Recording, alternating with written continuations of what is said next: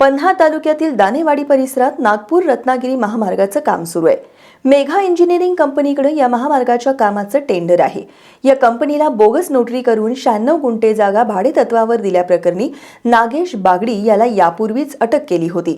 या प्रकरणी गेल्या 8 महिन्यांपासून फरार असलेला भागवत चंद्रकांत नलावडे याला कोडोली पोलिसांनी ताब्यात घेतलं असून आज त्याला पन्हाळ न्यायालयात हजर केलं असता न्यायालयानं 2 दिवसांची पोलीस कोठडी सुनावली। पन्हाळ तालुक्यातील दाणेवाडी परिसरात नागपूर रत्नागिरी महामार्गाचं काम सुरू असून महामार्गाच्या कामाचं टेंडर मेघा इंजिनिअरिंग कंपनीला देण्यात आले।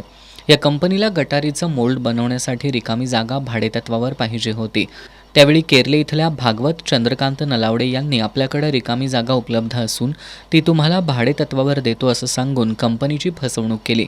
मुख्यतः ही जागा कोल्हापुरातील जिजा महेश सावंत यांच्या मालकीची असून त्या वयोवृद्ध आणि संन्यासी आहेत। त्यांनी आपल्याला वटमुखत्यार पत्र दिल्याचं सांगत नलावडे यांनी बोगस भाडेकरार पत्र मेघा इंजिनिअरिंग कंपनीला दिलं होतं। भाडे करार पत्राच्या आधारे मेघा इंजिनिअरिंग कंपनीनं दाणेवाडी इथल्या गट क्रमांक 215, 216 आणि 217 मधील 96 गुंठे जमीन ताब्यात घेऊन तिथं काम सुरू केलं।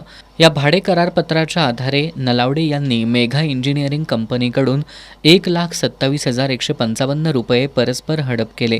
ही बाब जमिनीच्या मूळ मालक जिजा महेश सावंत यांच्या लक्षात आल्यानंतर त्यांनी बोगस भाडे करार पत्राबाबत कोडोली पोलिसात याबाबत तक्रार दिली होती।